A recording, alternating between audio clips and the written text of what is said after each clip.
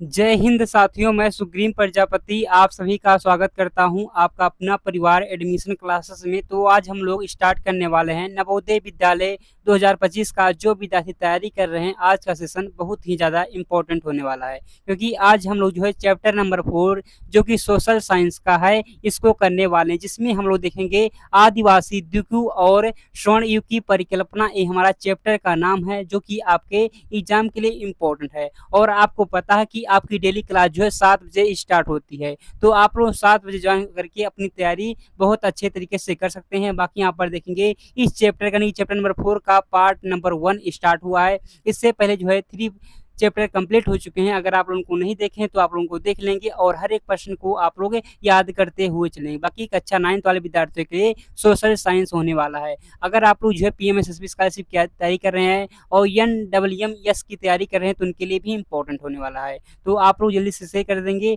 बाकी यहाँ पर आप लोग देख लेंगे, ये आपका टाइम टेबल है, इसी के अकॉर्डिंग आपकी क्लास चलती है। तो यहाँ पर देख लेंगे कक्षा 9 वाले विद्यार्थियों के लिए है ये फ्री टाइम टेबल है आपका। देखेंगे मिशन मैच के अंतर्गत है। देखेंगे 2 दिन आपका जो है हिंदी क्लास चलती है और 2 दिन मैथ ही चलती है और 2 दिन जो है साइंस से एसएसटी क्लास चलती है, जो कि अब एसएसटी क्लास चल रही है। जल्द ही हमारा साइंस वीक स्टार्ट हो जाएगा।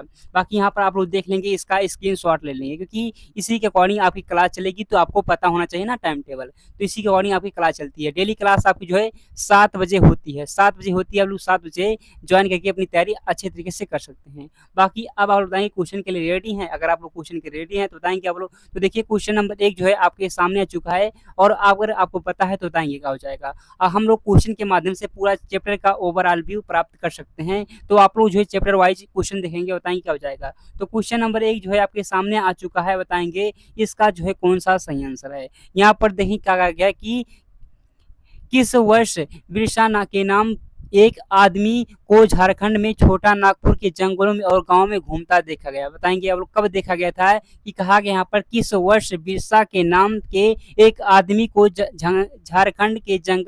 झारखंड में छोटे नागपुर के जंगलों में जो है इसको घूमता हुआ देखा गया। कब देखा गया, तो यही कहा गया है। तो बिल्कुल आप बताएंगे ना 1895। कब 1895 हो जाएगा, बिल्कुल सही आंसर, यानी कि बी आंसर हो जाएगा यहाँ पर सही आंसर। नेक्स्ट क्वेश्चन देखते हैं। तो क्वेश्चन 2 आ चुका आपके सामने, इसको देखिए बताइए क्या हो जाएगा इसका सही आंसर। तो यहाँ पर क्या कहा गया, इसको देखेंगे तो यहाँ पर कहा गया कुछ समय के लिए बिना खेती के छोड़ दी जाने वाली भूमि को कहते हैं। यानी कि आपको यहाँ पर कहा गया है कुछ समय के लिए खेती को छोड़ दी जाए। अगर देखिए मान लीजिए आपका यह खेत है, क्या है आपका ये जो है खेत है, इसको अगर आप लोग कुछ समय के लिए यानी कि 1 साल के लिए छोड़ दीजिए, 6 महीने के लिए छोड़ दीजिए, तो कहा गया इस भूमि को, यानी कि जो एक भूमि है, जमीन है, इस जमीन को क्या कहेंगे। बताएंगे आप लोग इस जमीन को क्या कहेंगे। इसको अगर आप लोग 6 महीने के लिए, 6 माह के लिए या 1 वर्ष के लिए छोड़ देते हैं, यानी कि कुछ समय के लिए छोड़ देते हैं, तो उसे कहते हैं बंजर भूमि कहते हैं, या पड़ती कहते हैं, या उपजाऊ मिट्टी कहते हैं, या देखिए उपजाऊ, या महुआ कहते हैं। बताएंगे क्या कहते हैं इसको, बताएंगे आप लोग क्या होगा इसका सेंसर। तो आपको पता है, बताएंगे क्या हो जाएगा इसका सेंसर। तो बिल्कुल आपको यहाँ पर पता होना चाहिए कि उससे हम लोग जो है पड़ती कहते हैं। क्या कहते हैं, पड़ती कहते हैं। अब बंजर की बात किया तो बंजर क्या होता है, जहाँ पर देखेंगे आप आपके गाँव में बंजर भूमि होती है, उसे जो है हम लोग बंजर भूमि कहते हैं। बाकी यहाँ पर जो है पड़ती किससे कहते हैं, कि पड़ती छोड़ दिया आपकी, आपके साथ जो मैंने खेत को पड़ती छोड़ दिया, जैसे आप लोग कहते हैं, आपके पिताजी भी कहते होंगे। तो नहीं, यानी देखिए आप समझ जाएगा आपका बी, यहाँ पर क्या होगा, बी आंसर हो जाएगा सही आंसर। बाकी उपजाऊ के बारे में जानते हैं, जहाँ पर मिट्टी की ज़्यादा उपज होती है, कि जहाँ पर जो है उर्वरा शक्ति अधिक होती है, वहाँ पर जो है फसल अच्छी होती है, उसको उपजाऊ मिट्टी हम लोग कहते हैं। कोई दिक्कत है। क्वेश्चन 2 हो चुका। बाकी अगला क्वेश्चन देखते हैं क्या है, 3 नंबर का प्रश्न। तो यहाँ पर देखिए क्या हो जाएगा 3 नंबर प्रश्न का सही आंसर। इसको देखिए बताइए क्या हो जाएगा। तो यहाँ पर आपसे क्या कहा गया है, इसको देखिए बताइए क्या हो जाएगा इसका सेंसर। तो यहाँ पर जो आपसे कहा गया है कि भारत में भील जनजाति किस राज्य में निवास करती है। बताएंगे आप लोग। भारत में कहा गया है भील जो जनजाति हैं, ये किस राज्य में निवास करती है। मध्य प्रदेश में, या राजस्थान में, या गुजरात में, या केरल में। बताएंगे आप लोग क्या होगा इसका सेंसर। तो यहाँ पर जो है कौन सा सही आंसर होने वाला है। अगर हम लोग बात करेंगे यहाँ पर देखिए भील जनजाति के बारे में, तो भील जनजाति जो है मुख्यतः कहाँ पर पाई जाती है, मुख्यतः हमारे पाए जाते हैं राजस्थान में। कहाँ पर, राजस्थान में पाए जाते हैं। अब आप लोग कहेंगे मध्य प्रदेश में पाए जाते हैं, बिल्कुल जो है मध्य प्रदेश में पाए जाते हैं, लेकिन ज़्यादा नहीं पाते हैं। बाकी गुजरात में भी थोड़ा बहुत पाए जाते हैं, लेकिन जो है यहाँ पर राजस्थान होगा, क्योंकि राजस्थान में ज़्यादा पाए जाते हैं, इसलिए बात करेंगे। तो यहाँ पर आपके बुक में भी आंसर बी ही दिया गया है, तो बी हो जाएगा बिल्कुल सही आंसर। कोई दिक्कत है ना? कोई दिक्कत नहीं होनी चाहिए, तो इसको आप लोग देख लेंगे। बाकी देखिए 4 नंबर का प्रश्न आ चुका आपके सामने, और बताएँगे आप लोग क्या हो जाएगा इसका सही आंसर।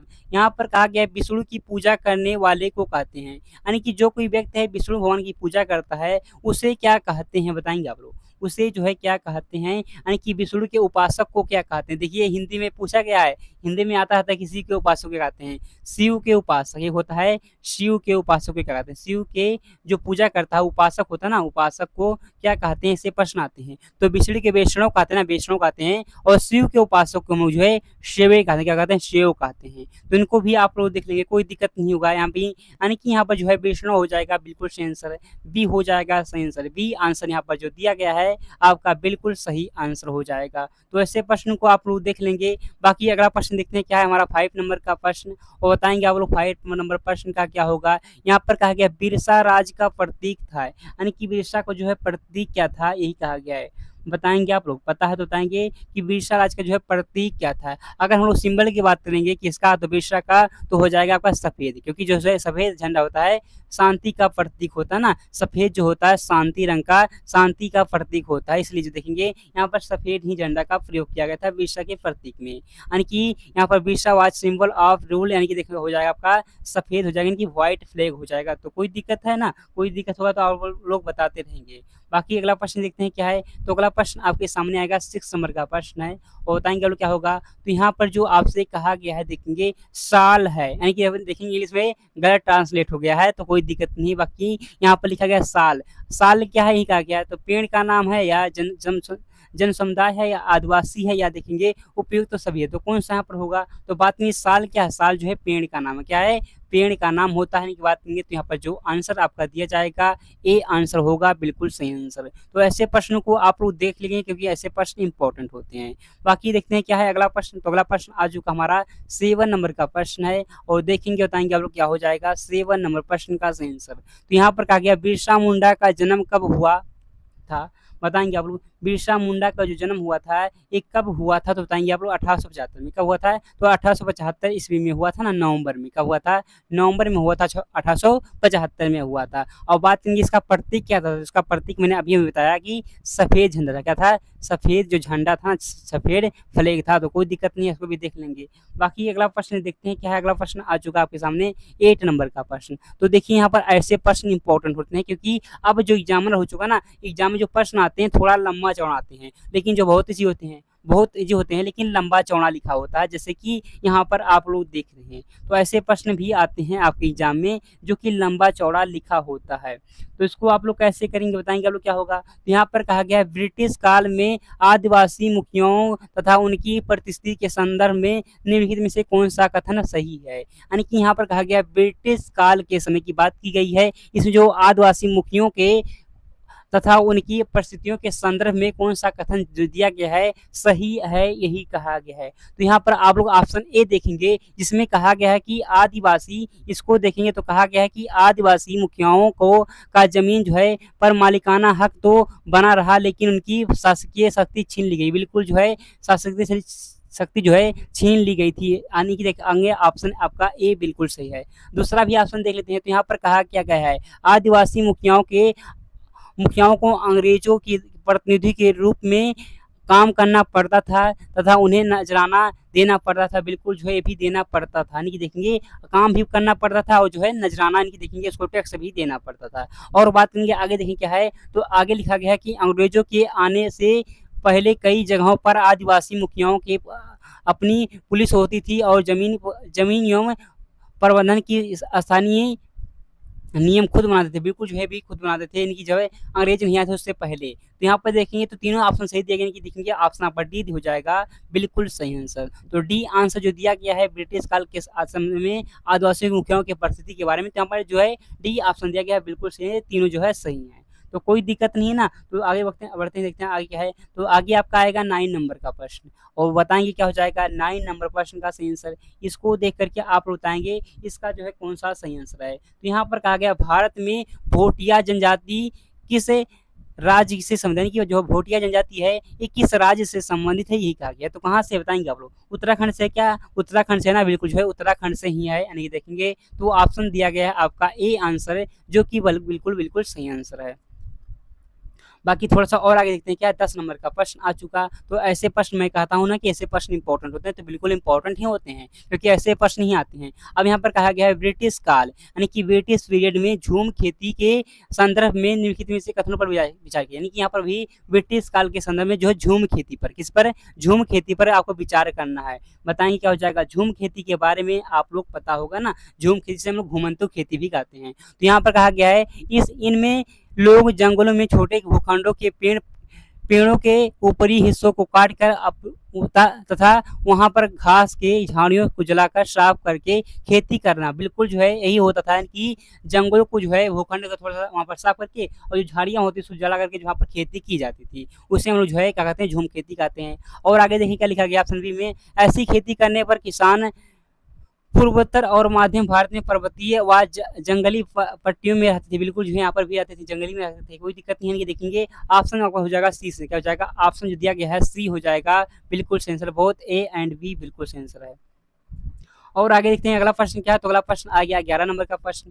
11 नंबर का प्रश्न देखते हैं क्या है। यहाँ पर कहा गया बंजारा जनजाति किस राज्य में निवास करती हैं? बताएंगे आप लोग किस राज्य में जो है निवास करती हैं बंजारा जनजाति? तो कहाँ पर? तो महाराष्ट्र हो जाएगा ना, बिल्कुल जो है महाराष्ट्र में निवास करती हैं, कोई दिक्कत नहीं। ऑप्शन हो जाएगा सी सही आंसर।